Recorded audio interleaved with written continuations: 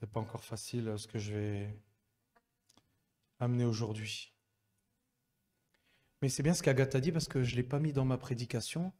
Mais si on prend Paul par exemple, le fait qu'il a fait tout ce qu'il a fait pour le Seigneur, quand il allait de ville en ville, et il a opéré des miracles, tout ça, mais il est passé par des épreuves et on va en parler. Il est passé par des choses qui étaient terribles. Mais il y a quelque chose qui ressortait souvent, c'est que l'Église priait pour Paul. Et c'est ce qui faisait qu'il avait ce succès dans le ministère, parce qu'il y avait l'intercession qui était derrière. Et c'est ça, c'est ce qu'Agathe a dit qui est important. C'est qu'on doit vraiment prier les uns pour les autres. Et surtout demander au Saint-Esprit de prier selon son cœur. C'est ça qui est le plus important. Il exaucera seulement la prière qui est selon sa volonté. Amen. Mais c'est bien parce que je ne l'ai pas mis dans ma prédication, mais je suis content de ce que tu as pu apporter. Et c'est vrai que j'ai un titre. C'est David Wilkerson qui dit ça et je l'ai pris en titre. De toute façon, je vais le redire après. Lorsque nous touchons le fond, nous tombons sur Dieu. Ça a du sens, hein. Je sais que majoritairement ici, beaucoup passent par des épreuves difficiles. Mais je pense que on va en parler après, que c'est au bout du rouleau que nous allons voir la gloire de Dieu, que nous allons voir sa puissance agissante. Parce qu'il ne restera plus que lui qui soit notre préoccupation. Et c'est vrai que nous avons parlé il y a quelque temps du changement qui doit être opéré en nous, en profondeur, pour pouvoir de plus en plus porter du fruit, revêtir Christ. On en parle depuis déjà un moment. Son caractère, c'est-à-dire le fruit de l'esprit. Mais cela ne se fait pas du jour au lendemain. Et comme Agathe l'a dit tout à l'heure, ni par nos propres forces.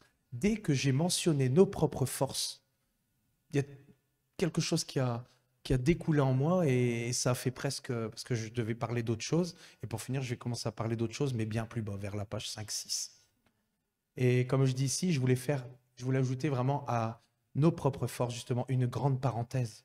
Et que ce soit le changement dans notre caractère ou les épreuves par lesquelles nous passons, nous ne passerons pas en s'attachant au pouvoir humain ou à la capacité humaine.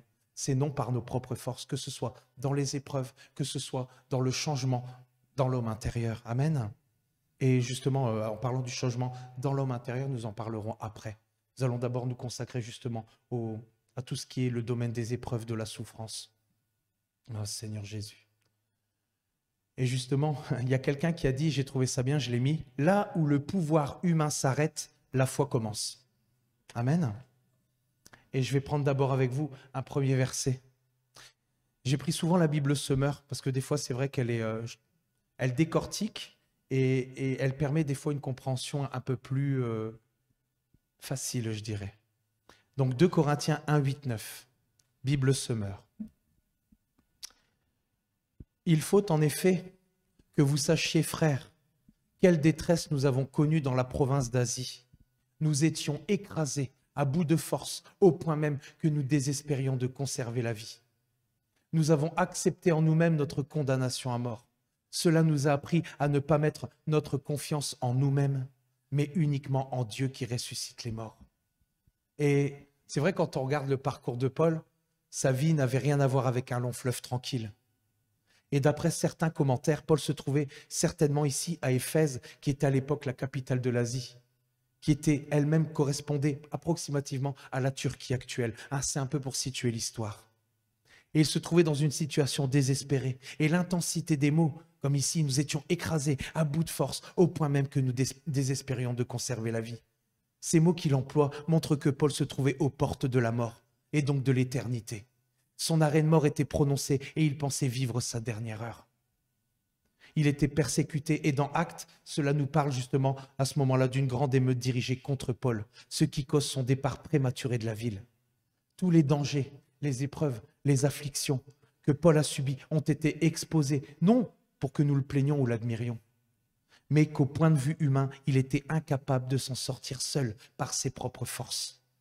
Mais c'est par sa confiance totale en Dieu, son seul et unique secours, et c'est ça, il doit être notre seul et unique secours. Nous devons prendre conscience que nous ne pouvons rien faire par nous-mêmes. C'est vrai que nous disons parfois, Seigneur, mais il faut vraiment, je pense, prendre conscience que de nous-mêmes, on ne peut absolument rien faire. On ne peut pas essayer d'arranger certaines situations. On doit laisser Dieu agir. Amen. Et c'est parce que Dieu est intervenu qu'il a échappé à une mort certaine. Ce n'est pas par ses propres forces. Et encore quelqu'un, je dis quelqu'un a dit parce que je n'avais pas la référence de l'auteur, quand il n'y a plus d'espérance humaine, il reste toujours aux chrétiens la toute-puissance de Dieu. Amen. Et je sais que c'est difficile. Je sais que beaucoup de vous passez par des épreuves qui sont vraiment extrêmement difficiles. Mais je pense vraiment que nous sommes aux portes de quelque chose. Et il n'y a pas qu'ici qu'on le dit. Si on prend la température de ceux qui ont vraiment l'Esprit de Dieu, on comprend bien que dans ce temps-ci, Dieu ne nous fait pas arriver au bout du rouleau pour rien. J'en suis persuadé. Et je veux continuer de rester accroché. N'oubliez pas ce que la parole nous dit. Elle nous dit, à toi qui as gardé, à celui qui garde la parole de la persévérance, il nous gardera au jour où il va juger le monde, au jour où il va, comment je dirais, parce que c'est bientôt, le Seigneur vient bientôt rechercher ses enfants et il va y avoir les coupes de la colère de Dieu qui vont être déversées et nous serons épargnés de tout cela. Nous devons garder la parole de la persévérance. Je sais que ce n'est pas facile, mais nous devons tenir. Et je suis là aujourd'hui vraiment pour nous encourager à continuer de persévérer, à nous exhorter, à vraiment rechercher vraiment tout notre secours en Jésus. Ne plus regarder ni à gauche ni à droite, mais avoir les yeux véritablement fixés sur Jésus. Et c'est ce que je disais tout à l'heure. Nous réclamons des fois que Jésus soit le centre de nos vies. Et quand cela ne se passe pas, je pense que Dieu agit et il fait en sorte qu'il devienne le centre de nos vies. Et c'est pour notre bien. Parce que lui connaît la finalité. Amen. Il connaît notre avenir. Et il fait tout concourir vers le bien. Ça ne veut pas dire qu'on n'aura pas d'épreuves, ça ne veut pas dire qu'on ne va pas passer par des moments qui vont être terribles. Regardez Paul. Mais ça veut dire qu'au bout, à la finalité, ça va concourir pour notre bien. Et comme Jonas le disait, quand au bout, il va y avoir cette finalité, on ne sait pas encore comment ça va se passer, mais qu'il va y avoir vraiment ces miracles, ces prodiges, qu'il va y avoir la puissance qui va descendre. On va dire, Seigneur, je ne regrette pas d'avoir vécu ce que j'ai vécu. En attendant, nous sommes dedans et parfois nous nous décourageons. Mais continuons vraiment de rester les yeux fixés sur Christ parce que ça en vaut la peine. Et on le dira tous. Amen. Oh Seigneur. Et ce que Paul dit au verset 9, c'est que Dieu l'a amené aux portes de la mort, au bout de toute aide humaine, au bout de toute aide humaine. C'est vrai que les mots parfois sont difficiles y compris la sienne, afin de s'abandonner, et c'est ça, de s'abandonner totalement à Dieu, une dépendance complète. Et il en va de même pour nous dans quelque épreuve que ce soit. Dieu nous amène au bout du rouleau, vous connaissez cette expression, je suis au bout du rouleau. Et je pense que c'est ce qui se passe actuellement. Nous sommes au bout du rouleau. Afin que nous lâchions toute force humaine, toute prise humaine ou tout système humain. Et c'est cela la foi. Et c'est là que nous pouvons voir la gloire de Dieu et expérimenter sa toute-puissance. Et là, quelqu'un a dit, mais ça je sais c'est qui, c'est David Wilkerson. Il dit, j'ai toujours dit que lorsqu'on touche le fond, on tombe sur Dieu. Amen. Et je vais vous donner un exemple. C'est vrai que c'est un exemple, je ne vais peut-être pas m'exprimer. L'histoire, je la connais dans son fond. Mais je reprends quand Michel, par le Saint-Esprit, avait guéri cette dame de la mucoviscidose. Et que c'est vrai qu'au début, il avait prié, il n'y avait pas eu, ça n'avait pas agi. En fait, il s'était rendu compte que le mari et la femme plaçaient leur confiance, en fait, même s'il n'y avait pas d'espoir, ils continuaient de placer leur confiance dans le système humain. Et alors, il n'y avait pas l'exaucement. Et ce qui s'est passé, la finalité, c'est qu'elle était dans son lit et elle a entendu, je crois, les médecins dire que c'était cuit, qu'elle allait partir.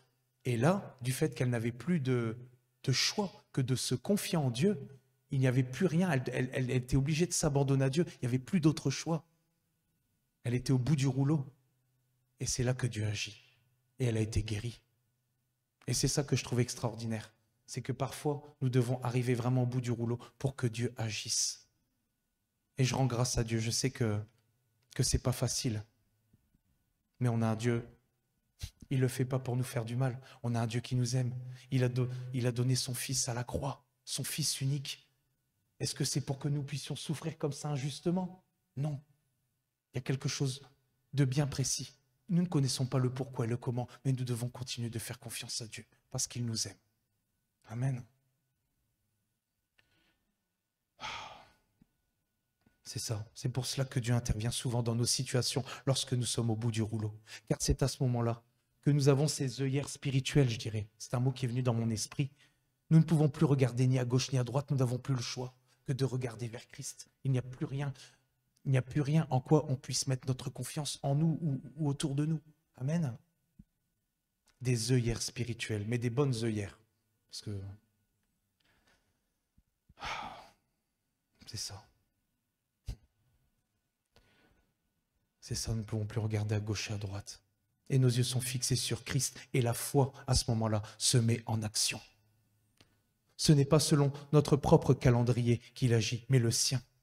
Alors appuyons-nous véritablement sur lui. Amen.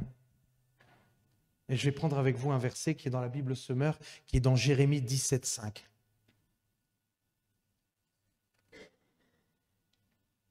Voici ce que déclare l'Éternel. Maudit soit l'homme qui compte sur les hommes et qui fait des moyens humains la source de sa force, mais qui détourne son cœur de l'Éternel. Et ici, ce que nous dit ce verset, c'est que celui qui place sa confiance dans ses ressources, dans ses capacités, dans sa puissance, je dirais, ou dans celle des autres, tourne son dos à l'Éternel et se place sous une malédiction. C'est ce que ce verset nous dit. Et certains chrétiens, au milieu des souffrances, disent parfois, et c'est vrai, j'ai déjà entendu, on dit parfois, j'y arriverai d'une manière ou d'une autre. Je tiens le coup, je tiens le coup. C'est des choses, même si parfois on se confie, on ne se rend pas compte des termes qu'on emploie. Je vis un jour à la fois. Et souvent, ces mots-là, c'est un piège qui se nomme l'autosuffisance. On appelle ça l'autosuffisance, qui est la capacité d'une personne à subvenir à ses propres besoins. Et c'est vrai qu'avant d'être en Christ, c'était à cela que nous étions nourris. Parce que nous n'avions pas Christ, nous considérant maître de notre destin, commandant en chef de notre vie. C'est vrai, hein? Nous étions notre propre Dieu, reposant que sur notre propre capacité. Amen. Et c'est vrai que David Wilkerson, il a dit justement, et ce qui est en rapport est pertinent, c'est « Je crois que Dieu veut que nous combattions le bon combat de la foi, mais il a une manière de nous permettre d'être pressés hors de toute mesure. Rien de ce que vous essayez ne fonctionne. Soudain, vous êtes plongé dans une crise qui efface toute confiance en vous. » C'est ce que je disais tout à l'heure. Vous n'avez d'espoir que d'abandonner tout espoir humain, réellement. Vous êtes obligé de faire confiance à Dieu et vous voyez que c'est la seule et unique issue. Et c'est vrai que dans le verset 8, tout à l'heure de 2 Corinthiens 1, si on résume ce que Paul a dit, il dit « J'avais en moi la condamnation à mort. J'ai été mis à l'épreuve, au-delà de toute mesure, au bout du rouleau, et tout cela pour que je n'ai plus confiance en moi. J'ai dû me tourner vers Dieu avec la foi que lui seul pouvait me sauver. » Amen. Ah. Et je vais prendre avec vous maintenant, toujours dans la Bible Semeur, 2 Corinthiens 1, 4 à 7. Et on va décortiquer un petit peu. Toujours dans la Bible Semeur. Il nous réconforte dans toutes nos détresses, afin qu'à notre tour, nous soyons capables de réconforter ceux qui passent par toutes sortes de détresses, en leur apportant le réconfort que Dieu nous a apporté. De même, en effet, que les souffrances de Christ surabondent dans notre vie, surabonde le réconfort qu'il nous donne. Si donc nous passons par la détresse, c'est pour votre réconfort et votre salut. Et si nous sommes réconfortés, c'est pour que vous receviez, vous aussi, du réconfort, afin de pouvoir supporter les mêmes souffrances que nous endurons. Et nous possédons à votre sujet une ferme espérance, car nous savons que si vous avez part aux souffrances, vous avez part aussi au réconfort. Amen. C'est la Bible Semeur, je trouve que des fois, elle dit les choses... Voilà. Comment? Ouais, c'est ça. C'est ça. Et à travers ces versets, nous nous rendons compte que l'adversité fait partie intégrante de la vie chrétienne, mais je pense que ça, on l'a bien compris. Malgré lui, Paul est devenu un expert, je dirais, concernant le domaine de la souffrance. Et cela faisait partie de son ministère, et le Seigneur l'avait dit à Ananias, dans la Bible Darby cette fois-ci. C'est vrai que je vous chamboule un petit peu avec les... Ben, c'est bien, ça va vous apprendre à vraiment tac, jongler directement dans la Bible Darby, dans Actes 9, 15, 16. Il dit, mais le Seigneur lui dit, va, à Ananias il parle, car cet homme m'est un vase d'élection. On a chanté « Fais de moi un vase » tout à l'heure. Amen. Il veut vraiment que de nous coule vraiment un vin nouveau. Parce que quand le vin est nouveau, la puissance est nouvelle. Et c'est ça que je réclame pour nous ici, dans ce temps-ci. Et c'est vrai qu'ici, quand on regarde, il dit « Cet homme, car cet homme est un vase d'élection pour porter mon nom devant les nations et les rois et les fils d'Israël, car je lui montrerai combien il doit souffrir pour mon nom. » L'appel de Paul est clair. Il devait évangéliser et porter le nom devant les païens, devant les hauts dignitaires romains et ses frères juifs. Mais il y avait un prix à payer. Nous parlons souvent du prix à payer de notre consécration. On parle du prix à payer du fait de passer du temps dans la présence de Dieu et de faire abstraction de tout ce qui est dans le monde. Mais je pense qu'il y a aussi un prix à payer au niveau des épreuves de la formation, parce que ça fait partie de la formation. Le prix à payer et il englobe vraiment tout, que ce soit les épreuves de la vie, que ce soit Et en fait, on se rend compte que même les épreuves de la vie, tout ce que nous vivons, je dirais pas nous force à passer plus de temps avec le Seigneur, parce qu'on se rend compte qu'on n'a pas le choix. Et Dieu fait pour que nous ne nous éloignions pas de son cœur. On le prie. Il ne faut pas s'étonner que Dieu agisse ainsi, mais il nous donne la capacité pour surmonter et il va nous donner la victoire. C'est ce qu'Agathe disait tout à l'heure. J'en suis persuadé. Et on ira de formation en formation. Mais moi, ce que je réclame pour ici, c'est que chacun dans la situation qu'il ou elle vit puisse être vraiment guéri, puisse être restauré. C'est ce que je réclame ici et maintenant. Amen. Nous allons entrer dans d'autres épreuves, mais que vraiment ici Dieu puisse nous soulager de celle-ci, nous donner la victoire, afin vraiment qu'on puisse récupérer cette... comment je dirais? Comment? Ouais, voilà, c'est ça. Nous avons cette espérance, mais que ça puisse devenir concret, c'est ça. Vous voyez ce que je veux dire, hein? Et c'est ce que je demande vraiment pour vous tous ici. Amen. C'est ça.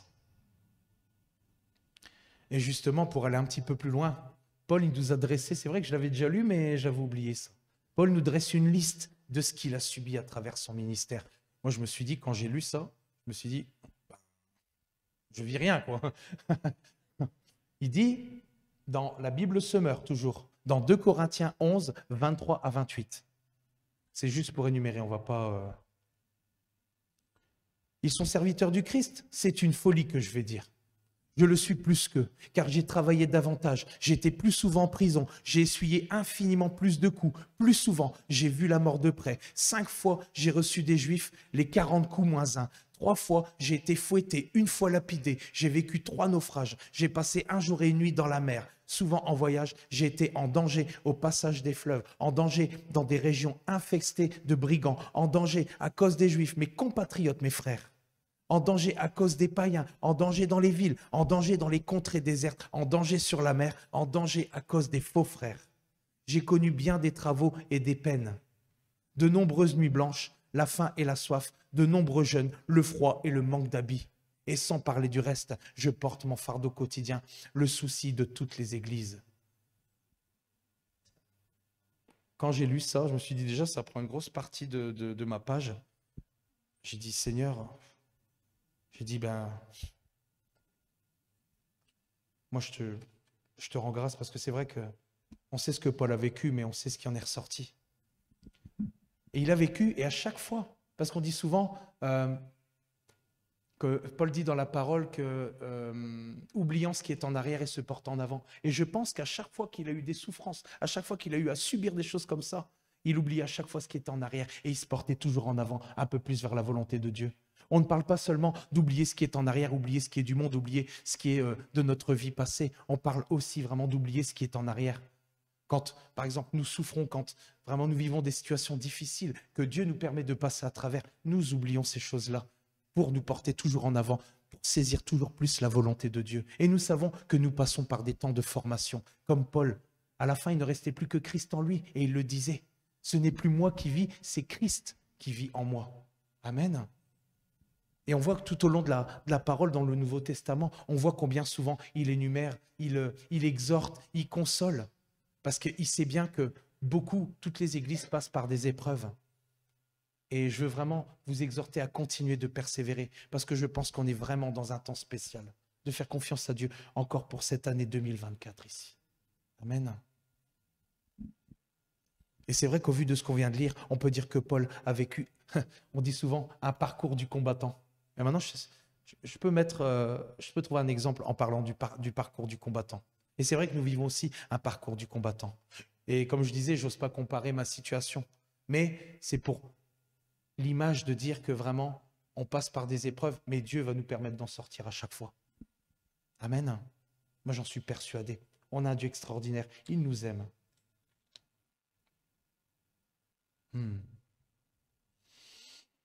Et c'est vrai qu'à travers tous ces moments difficiles, Paul savait que Dieu se montrait très présent. Ce qui le maintenait dans l'espérance et dans la joie, forcément. Il savait que Dieu le délivrerait aussi de chaque situation. Et c'est ce que j'ai dit tout à l'heure. Et c'est pour ça qu'il nous a donné son esprit, le consolateur. C'est dans des situations où, comme parfois ça m'est déjà arrivé avec Sylvie, d'avoir des réunions de prière. On a des soucis. Sylvie a des soucis.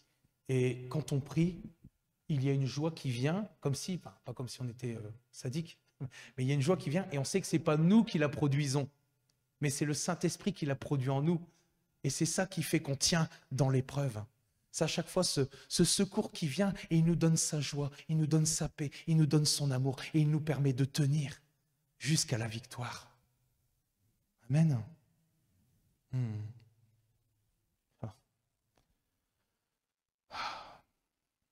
Et oui, ceux qui le maintenaient dans l'espérance et dans la joie.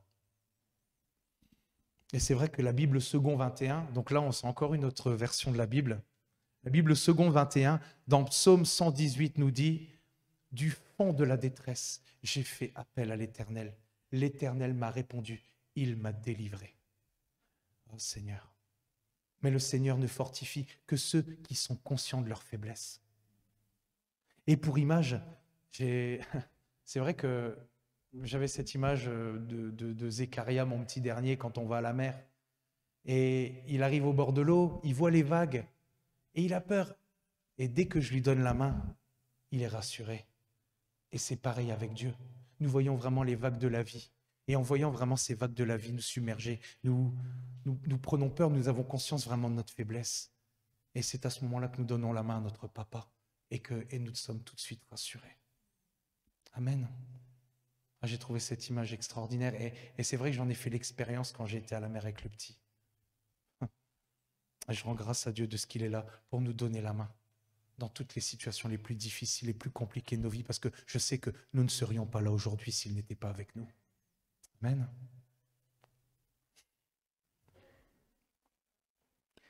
Et comme je disais tout à l'heure, et comme Agathe l'a bien souligné, le Saint-Esprit qui a pour nom le Consolateur prend tout son sens ici. Et Jésus a dit qu'il serait avec nous jusqu'à la fin. Il l'a dit dans sa parole. Et déjà dans Ésaïe 46, 4, je ne sais plus c'est quelle version, là je ne sais pas. Choisis. Jusqu'à votre vieillesse, je serai le même. Jusqu'à votre vieillesse, je vous soutiendrai. Je l'ai fait et je veux encore vous porter, vous soutenir et vous sauver. Amen. Et qu'est-ce qui ressort de tout ça par rapport à Paul? C'est qu'au final, c'est Christ qui vivait de plus en plus en Paul. Et c'est ce que je disais tout à l'heure. Ce n'est plus moi qui vis, c'est Christ qui vit en moi. Il prenait toute la place. Il n'y avait pas de choix. Il ne pouvait se confier qu'en lui. Et c'est cela que Dieu vient rechercher dans peu de temps. Parce que oui, il ne nous reste que peu de temps. Car ce que Dieu veut, c'est une métamorphose de notre être intérieur. Que notre cœur ne soit plus partagé et que nous soyons tout entiers à lui. Que notre cœur ne soit plus partagé. On l'a déjà chanté, que le cœur de Dieu n'était pas partagé. Et ce qu'il veut, c'est que notre cœur aussi soit tout entier à lui. Et comme on le répète bien des fois, qui est-ce qui siège sur le trône de nos cœurs? Est-ce que c'est Dieu qui siège sur le trône de nos cœurs? Je nous pose la question. Et une métamorphose, ça c'est un mot qui est fort, parce que ça demande vraiment un changement complet, entier, à l'opposé de ce que nous étions, à l'opposé de ce que nous sommes, parce que Dieu jusqu'à la fin va nous changer. Nous sommes ici-bas en 3 parties. Nous ne saisirons pas tout ici-bas. C'est comme Paul l'a dit. Nous sommes limités. Mais bientôt, ce qui est limité va disparaître et on sera auprès de notre Dieu. C'est ce qu'il disait dans le chant, là, contre les bienfaits de Dieu. De ne pas oublier. Oups. Ce sera peut-être dans le bêtisier. Non, je rigole. Mais on ne doit pas oublier qu'on a un héritage qui est là-haut et qui nous attend. On a l'héritage des choses présentes et des choses à venir.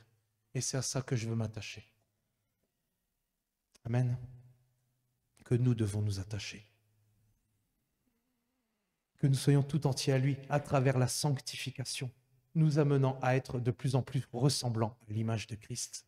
Non dans l'homme extérieur, mais dans l'homme intérieur, celui que Dieu veut renouveler de jour en jour.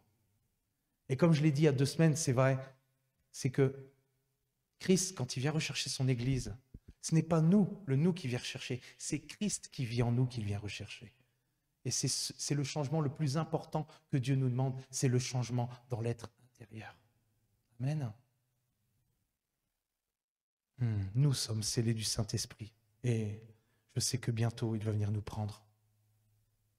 Parce que quand on voit comment ça tourne ici, à un moment donné, je sais que Dieu va dire stop. Chaque fois on dit mais Seigneur, quand on voit toutes les situations qu'on traverse, quand on voit toutes les situations qu'on voit autour de nous, mais quelle patience! Et pourquoi ça n'arrive pas? Parce que justement le dernier n'est pas encore entré. Et on a encore vraiment du boulot ici-bas. Quand le dernier sera rentré, c'est parti. Je rends grâce à Dieu. C'est vrai que pendant cette prédication, à plusieurs reprises, j'étais en peine et je pleurais parce que je veux voir vraiment la gloire de Dieu. Nous, on n'est rien et c'est ça. Toute la gloire lui revient. C'est Agathe ce qu'elle a dit tout à l'heure. Toute la gloire revient à Dieu. Et il nous apprend aussi l'humilité à travers tout ce qu'on vit. Parce que nous allons vraiment rendre toute la gloire à Dieu. Amen.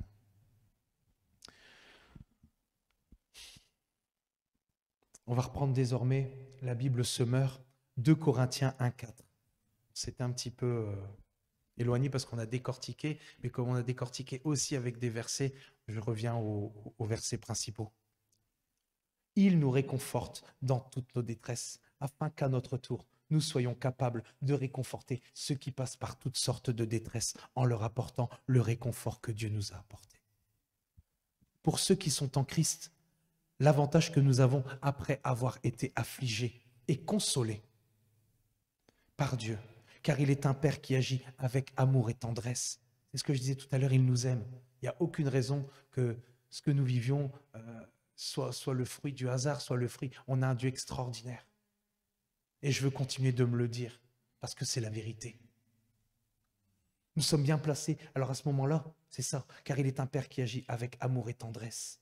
Et le fait d'avoir été affligé nous permet justement à notre tour, nous sommes bien placés à notre tour pour soutenir, pour encourager, pour réconforter et consoler ceux qui traversent des moments difficiles, qui connaissent une situation de détresse, de solitude et qui sont aux portes du désespoir. Au milieu de nous, parce que oui, on se console les uns les autres, on s'exhorte les uns les autres, on se fait du bien les uns les autres. Et aussi au dehors, parce que il suffit d'allumer la télé ou de regarder autour de nous pour voir à quel point ce monde, dans ce temps-ci, est en détresse plus que jamais. On le voit bien, il suffit d'allumer la télé, il suffit de regarder autour de nous. Et personne, c'est ce que je disais tout à l'heure, nous sommes tous logés à la même enseigne, personne n'est épargné. À la seule différence, et pas des moindres, que nous avons la grâce de Dieu avec nous, que nous sommes sauvés, que notre avenir est scellé, notre avenir éternel est scellé dans la présence de Dieu, dans son royaume, et que vraiment toute la souffrance que nous vivons ici-bas, et c'est ce que je disais, je l'avais pris pour titre la dernière fois, toute la souffrance ici-bas, je ne prends pas la référence, produit pour, au-delà de toute mesure, un poids éternel de gloire. Amen. Et c'est ce que je disais tout à l'heure, je vois tellement de personnes qui souffrent et qui n'ont pas Christ. Et je me fais souvent la remarque en me disant, mais Seigneur, ces personnes, elles souffrent dans cette vie, toute leur vie. Elles vivent parfois des choses qui sont terribles, qui sont difficiles, au-delà de toute mesure. Et il n'y aura pas de lieu de repos. Et je trouve ça encore plus terrible. Parce que nous sommes sauvés, c'est vrai que nous vivons des moments difficiles, de la souffrance, et beaucoup plus pour certains. Mais ceux qui vivent ça, et qui n'ont pas Christ, et que ça va perdurer dans l'éternité, qu'il y aura une continuité, Je trouve ça vraiment terrible, terrible. Et c'est pour ça qu'on ne doit pas perdre de vue. Ce n'est pas parce que nous n'avons pas encore la victoire ici que nous ne pouvons pas évangéliser, que nous ne pouvons pas apporter la bonne nouvelle. Paul, il le faisait. Il apporte dans quelque état qu'il était, et il avouait des fois qu'il était dans un état de faiblesse, et il continuait d'apporter l'évangile. Et c'est ce que nous devons faire aussi. Que les opportunités se présentent à nous pour que nous puissions faire entrer plusieurs. Amen. Parce que sinon, ça va être terrible pour eux. Ouais. Force d'avoir le bras plié.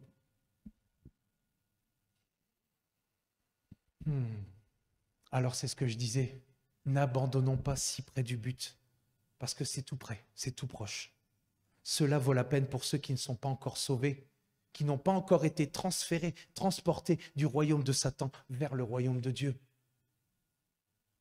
Il faut continuer vraiment de rechercher et de demander au Saint-Esprit de nous conduire, de continuer d'évangéliser, et que quand Dieu nous montre qu'une personne, voilà, il faut vraiment insister. Alors nous devons vraiment, tant que la personne de toute façon ne nous dit pas « laisse-moi tranquille avec ton Dieu », eh ben ça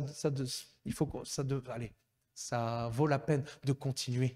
Efforcez-vous de les faire entrer. Amen. Efforcez-vous de les faire entrer.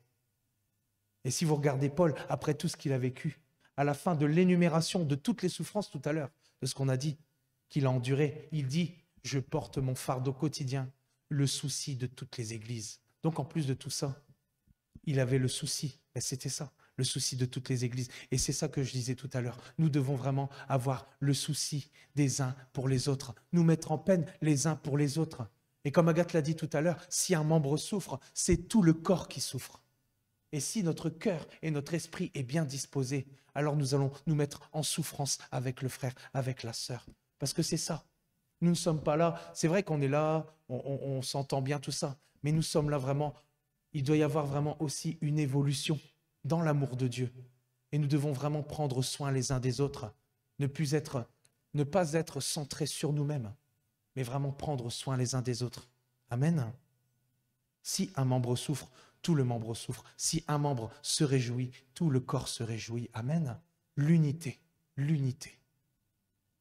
mais dans l'amour de Dieu. Non seulement, comme je dis, il se met en souci pour l'Église, mais je pense aussi qu'il voulait envers et contre tout continuer d'apporter la bonne nouvelle. Tous ceux qui souffrent dans cette vie et qui ont le cœur brisé, c'est ce que je disais tout à l'heure. Et concernant l'Église, le Seigneur, et j'insiste là-dessus, parce que je pense que le Saint-Esprit veut que j'insiste là-dessus, et on en parle, j'en ai parlé il y a 2 semaines et j'en ai parlé un peu encore avant, c'est que concernant l'Église, le Seigneur l'a équipé en accordant les dons spirituels. Et Paul dit justement aux Corinthiens qu'ils n'édifient pas seulement celui qui les possède, mais ont pour but de servir les autres et de les aider dans leur marche avec Dieu. On a besoin, j'ai besoin, Agathe a besoin, nous avons besoin de chacun de vous. Parce qu'il y a certainement des choses pour lesquelles je ne vais pas, il y a certains dons dans lesquels je ne vais pas agir, que Dieu vous les a préparés pour vous. On est un corps d'armée. Amen. Tout n'a pas été donné à la tête, tout n'a pas été donné à la main. On doit vraiment être coordonnés, c'est ça l'unité du corps en action. Et nous devons continuer vraiment de rechercher les dons spirituels, parce que je pense qu'ils sont primordiaux pour notre vie spirituelle ici, en communauté, ensemble, et qui va se répercuter à l'extérieur. Amen. J'en suis persuadé. Nous avons besoin les uns des autres. J'ai besoin de chacun d'entre vous. Amen. Je vais prendre avec vous maintenant, toujours dans la Bible Semeur, 2 Corinthiens 1, 5, 7. Donc la continuité de ce qu'on disait ici. De même, en effet, que les souffrances du Christ surabondent dans notre vie, surabonde le réconfort. Et petite parenthèse, Roby m'avait envoyé justement une exhortation, mais j'avais déjà commencé à préparer mon message. Je me suis dit, waouh, c'est en relation. C'est en relation. Et je pense que tout concourt avec le Seigneur. Tout concourt avec le Seigneur. Donc de même, en effet, que les souffrances de Christ surabondent dans notre vie, surabonde le réconfort qu'il nous donne. Si donc nous passons par la détresse, c'est pour votre réconfort et votre salut. Et si nous sommes réconfortés, c'est pour que vous receviez vous aussi du réconfort, afin de pouvoir supporter les mêmes souffrances que nous endurons. Et nous possédons à votre sujet une ferme espérance, car nous savons que si vous avez part aux souffrances, vous avez part au réconfort. Lorsque nous souffrons pour le nom de Jésus, c'est Jésus qui souffre avec nous, c'est ce que je disais tout à l'heure. Mais il fait la promesse de nous soutenir. Quand Dieu permet à ceux qui placent leur confiance en lui de passer par des moments difficiles, ce n'est jamais sans une bonne raison. J'arrête pas de le répéter et je le répète encore. Car il fait tout concourir pour et vers notre bien. Mais c'est rarement évident pour celui qui se trouve au milieu de la fournaise. Et ce que Paul fait encore remarquer ici, c'est que ceux qui ont souffert peuvent venir en aide à ceux qui sont dans une épreuve similaire. Ce que nous devons savoir, c'est qu'il nous faut regarder ces situations avec des yeux spirituels. C'est vrai que parfois on est dans le découragement et tout, mais Dieu nous réaiguille.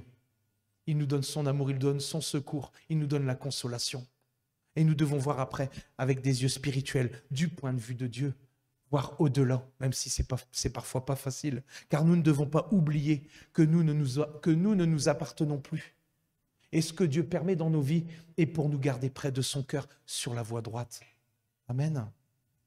Et d'ailleurs, il y a un proverbe ici, dans Proverbe 20-24, Bible Semeur. Je n'ai pas noté, mais je pense. Bible Semeur, Proverbe 20-24. Je l'ai noté, non? Parce que moi, je ne l'ai pas noté. C'est l'Éternel qui trace la voie d'un homme. Comment un humain pourrait-il comprendre par quel chemin il passe? Nous ne comprenons pas le pourquoi et le comment. Mais il nous demande de lui faire entièrement confiance. Car il a le meilleur pour nous. Quand nous prions, nous réclamons sa volonté. C'est ce que je disais, nous réclamons qu'il soit le centre, qu'il ne permette pas que nous puissions nous éloigner de son cœur. Et il le fait. Nous n'avons aucune prise ferme sur notre avenir. Par contre, Dieu le connaît. Je voudrais vraiment conclure cette grande parenthèse en disant à tous ici et à tous ceux qui nous regardent que cette nouvelle année, c'est d'ailleurs la première chose que j'avais faite, mais vous voyez, c'est ce que j'avais marqué en tout premier, que cette nouvelle année soit un réel tournant dans nos vies, signe d'un changement profond en nous. Et là, entre parenthèses, j'ai marqué « non par nos propres forces », afin de voir la gloire de Dieu opérer à travers nous, au milieu de nous et autour de nous, oubliant absolument tout ce qui est en arrière. Nous devons oublier tout ce qui est en arrière. Et je vais juste approfondir un petit peu ces versets que Paul nous dit dans Philippiens. Philippiens 3, 12, 13. Ce n'est pas que j'ai déjà remporté le prix ou que j'ai déjà atteint la perfection, mais je cours pour tâcher de le saisir, puisque moi aussi j'ai été saisi par Jésus-Christ. Frère, je ne pense pas l'avoir saisi, mais je fais une chose, oubliant ce qui est en arrière et me portant vers ce qui est en avant. Nous sommes dans un monde avec souvent des gens, et je vais ressasser un petit peu, reparler un petit peu de ce que nous avons parlé le jour du Nouvel An, je pense, juste avant la petite agape. Et c'est ça, nous sommes dans un monde avec souvent des gens qui veulent oublier l'année précédente, oublier ce qui est en arrière, parfois des comportements, des attitudes, des habitudes. Et en plus de ça, j'ai eu droit au travail. Alors cette année, qu'est-ce que tu vas faire? Qu'est-ce que tu vas changer? Qu'est-ce que tu vas... Et prendre de bonnes résolutions. Mais il y a un souci qui demeure, c'est qu'il n'y a pas l'Esprit de Dieu. C'est qu'ils veulent changer par leur propre force. Ce qui ne dure pas dans le temps, et dans beaucoup de cas, c'est voué à l'échec. C'est la vérité. Et justement, il y a une expression, et je trouve ça intéressant de parfois prendre ces expressions. La dernière fois, j'avais mis, c'était « le diable se cache dans les détails ». Vous vous souvenez? Il y a quelques semaines. Et ici, j'en ai une autre, c'est « chasser le naturel et il revient au galop ».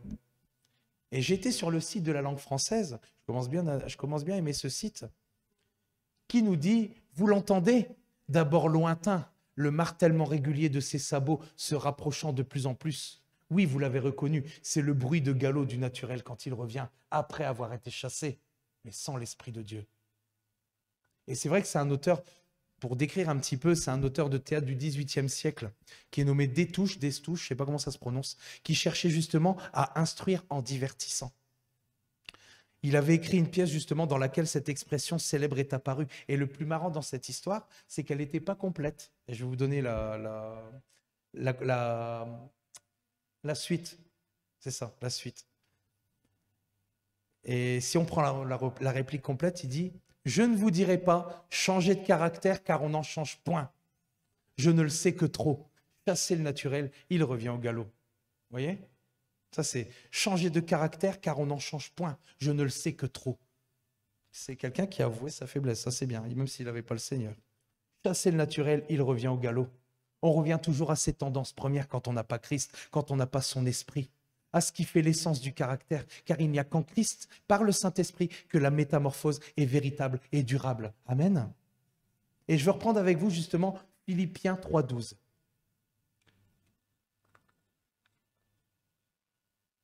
Et quand Paul parle,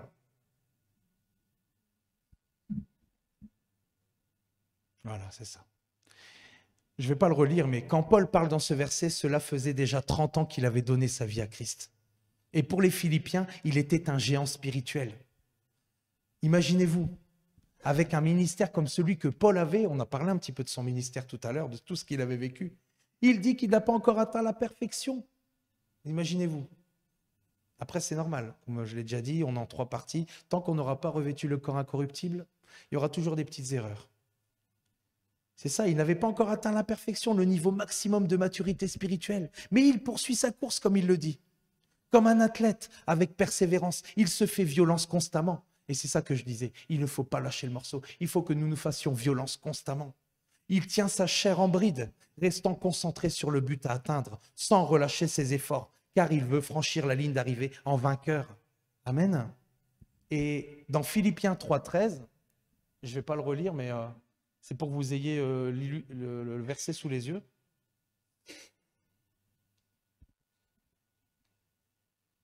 Dans Philippiens 3,13, il n'estime pas avoir encore saisi le prix, il n'a pas atteint la perfection. D'ailleurs, comme je dis, c'est un objectif impossible à réaliser ici-bas. Voilà, tant que nous sommes dans ce corps corruptible.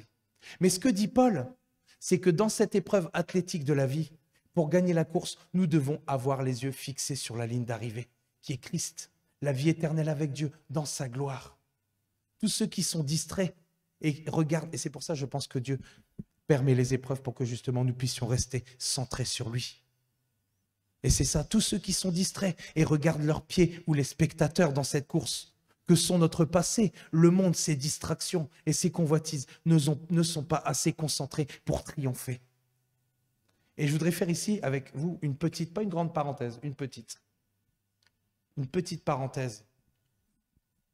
Le fait de regarder en arrière, en parlant du passé, ne concerne pas que les choses du monde. Et c'est ce que je disais tout à l'heure avec Paul. Tout ce qui s'était passé dans le passé, les faux frères, le fait d'avoir été persécuté, même dans les églises, tout ça, c'est à chaque fois, il se recentrait sur Christ, il se portait en avant pour saisir ce qu'il avait préparé d'avance. Et c'est exactement la même chose pour le corps de Christ. C'est la même chose pour le corps de Christ. Où est-ce que j'en suis ? C'est ça. Elle concerne aussi, parce qu'on parle des convoitises, on parle du monde, d'oublier tout ce qui est en arrière, mais elle concerne aussi ce qui s'est passé dans l'Église. Et je vais parler notamment de nous, mais ça peut parler aussi au niveau aussi de ceux qui nous regardent. Ça va être pas douloureux, mais voilà, faut dire les choses. Les erreurs qui se sont passées ici dans le passé, les fautes, les opportunités manquées, le mal qu'on a pu nous faire, les tragédies. Et c'est vrai que pour reparler de ça comme ça, ce qui a vraiment bouleversé ici et changé cette église, c'est vraiment le fait que Michel est parti rejoindre le Père. Et c'est vrai que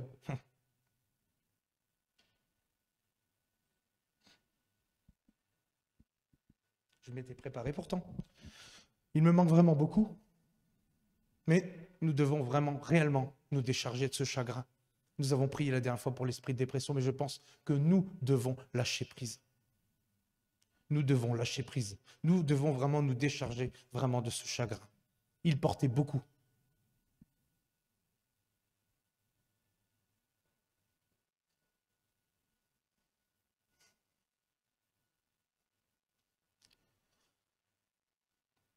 Il portait beaucoup sur ses épaules, mais tout ce que le Saint-Esprit lui a donné pour son ministère, il veut nous le donner et nous devons le saisir dans ce temps-ci.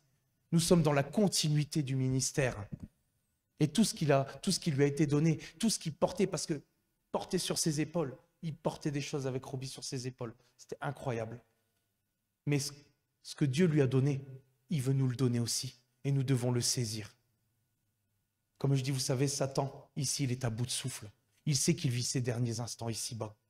Il veut essayer d'achever, il veut essayer de nous achever. Il a profité de cette situation pour vraiment s'immiscer et faire rentrer vraiment des choses qui ne sont pas de Dieu. Mais je vous dis une chose, c'est que Dieu est au contrôle de tout. Et si nous avons vraiment ce désir de vouloir suivre le Seigneur, de vouloir rester ancré en lui, alors il ne permettra pas qu'on dévie. Amen. Et tout ce qui peut nous emmener dans la dépression, dans le désespoir, peut nous empêcher d'avancer et de nous porter en avant pour entrer dans toute la volonté de Dieu, dans ses promesses concernant cette assemblée, concernant Tournai, ainsi que ceux qui nous regardent et qui font partie d'autres assemblées. Et je vais prendre avec vous vraiment la Bible d'Arby, qui nous dit même au verset 14 de Philippiens 3, « Mais je fais une chose, oubliant les choses qui sont derrière. » Oubliant les choses qui sont derrière. Et la Bible d'Arby nous dit, « Et tendant avec effort vers celles qui sont devant. Je cours droit au but pour le prix de l'appel céleste de Dieu dans le Christ Jésus. » Et le verbe tendre au niveau sportif nous parle, parce que j'ai étudié, je vais finir par être médecin, moi, nous parle d'un muscle étiré au maximum. L'athlète donne tout ce qu'il a afin de gagner la course. Et dans cette dernière heure, à l'horloge de Dieu, ne plaçons pas toute notre énergie à ressasser, à déprimer, à regretter, à méditer sur le passé de nos assemblées, de notre assemblée. À ce que l'on aurait pu faire ou ce que l'on n'aurait pas pu faire. Ne gardons aucun ressentiment contre qui que ce soit, quoi qu'il ait pu faire, et déchargeons-nous complètement, réellement, entièrement à la croix. Jésus a tout pris, tout. Rendons grâce à Dieu pour tout ce qu'il a accompli ici, mais ne nous centrons pas sur les succès et les accomplissements passés. Car Dieu veut encore le faire et Dieu le fera encore. Amen. Je suis persuadé que Dieu le fera encore. Dieu fait toutes choses nouvelles et il va nous utiliser parce que nous faisons partie de son plan, parce que nous avons cette niaque, nous avons ce zèle, nous voulons vraiment voir l'accomplissement de la volonté de Dieu ici-bas, une manifestation de sa puissance. Mais cela demande vraiment un changement intérieur en nous. Et on pourra en parler un peu plus, je pense, dans 2 semaines. Parce qu'à ce moment-là, si nous sommes prêts, alors nous n'avons plus qu'à attendre la puissance qui vient d'en haut. Parce qu'il va la donner, il va la déléguer. Il veut encore qu'il y ait une multitude qui rentre. Il le fera encore, comme le dit ce chant. Alors concentrons toute notre énergie, je vais le dire doucement, et toute notre attention sur le présent. Sur ce que Dieu veut faire dans ce temps-ci pour éviter à beaucoup d'aller en enfer. Cherchons à porter de plus en plus du fruit. Ne perdons pas de vue notre objectif, devenir comme Jésus. C'est ça que Dieu veut. Notre désir étant de le connaître le plus intimement possible et d'arriver à l'état d'homme et de femme de plus en plus mature. Et pour conclure ici, nous devons vraiment faire confiance. Faisons-lui confiance encore cette année. N'abandonnons pas, pas maintenant, car nous arrivons au bout du rouleau. C'est ce que je disais tout à l'heure. Et la puissance de Dieu va se manifester à travers une épouse qui est éprouvée, qui est dépendante de Dieu, attachée et soumise à lui. Ce n'est pas pour rien, et c'est vrai, j'ai eu ce verset qui est venu dans mon esprit, je me suis dit tiens, et ce n'est pas pour rien que la parole nous dit dans Apocalypse 14, 13. Oh, c'est quelle version que j'ai pris ? Essaye Summer. Vous avez vu le mot travaux. On parlait tout à l'heure de Paul justement qu'à travers la peine, à travers les travaux. Eh bien c'est pareil pour nous. Tu peux mettre la version Summer, s'il te plaît. Je pense que c'est la version Summer. Ah voilà, c'est ça. Ah ben non, c'est ça. Qu'est-ce que je dis moi ? Attends. Voilà, c'est ça. Merci. Ah, des fois, je suis tellement dedans que j'oublie de mettre les références. On va d'une Bible à l'autre, on veut décortiquer, c'est ça qui est extraordinaire. On n'a jamais autant, moi pour ma part, jamais eu autant la compréhension de la parole de Dieu qu'en voulant décortiquer, en voulant, et avec l'Esprit de Dieu. Hein? Creusez, c'est ça, en profondeur. Cherchez de tout votre cœur et vous trouverez. Amen. Et dans Apocalypse 4,13, il dit, « Puis j'entendis une voix venant du ciel me dire, écris, heureux dès à présent, ceux qui meurent unis au Seigneur. » Oui, dit l'Esprit, car ils se reposent de toute la peine qu'ils ont prise et ils seront récompensés pour leurs œuvres. Ça ne veut pas rien dire. Ça veut dire quelque chose. Ouais, c'est vrai. Ça veut dire quelque chose. Ils se reposent. Toutes les souffrances, tout ce que nous pouvons vivre ici-bas. Et tous ceux qui nous ont précédés, ici, qui sont morts en Christ, se reposent de toute la peine qu'ils ont prise. Accrochons-nous à cette promesse. Oublions réellement, complètement, entièrement, excusez-moi d'insister, tout ce qui est en arrière. Ne ressassons plus le passé, ne vivons plus dans le passé. Déchargeons-nous de tout à la croix et portons-nous en avant pour saisir ce que Dieu veut faire ici et maintenant. Car non seulement Dieu veut nous équiper pour notre perfectionnement, et je le disais tout à l'heure, à travers les dons, les ministères, il veut notre perfectionnement dans l'homme intérieur, mais il y a encore une multitude dehors qui n'est pas encore sauvée, qui souffre, mais sans Christ. Amen. Voilà, c'est ce que je voulais vous apporter aujourd'hui. Pour moi, c'était vraiment difficile de pouvoir apporter ce message, surtout hier, ça a été vraiment un bazar, inondation dans l'appart, enfin, ça a été un bazar phénoménal.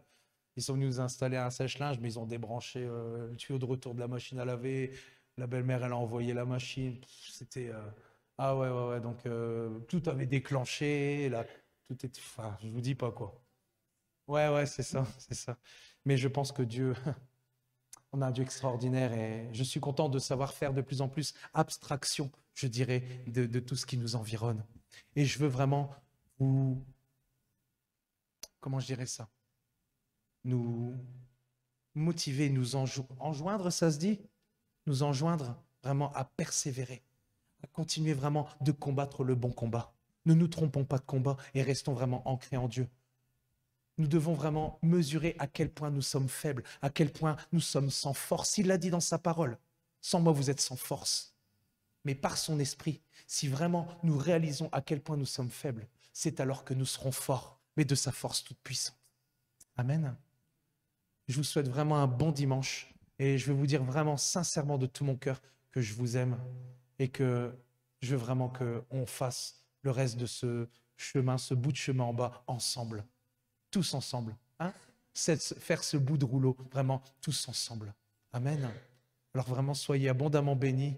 Et je réclame vraiment, je veux qu'on continue de plaider les uns pour les autres devant Dieu, de sortir de cette situation actuelle. Amen.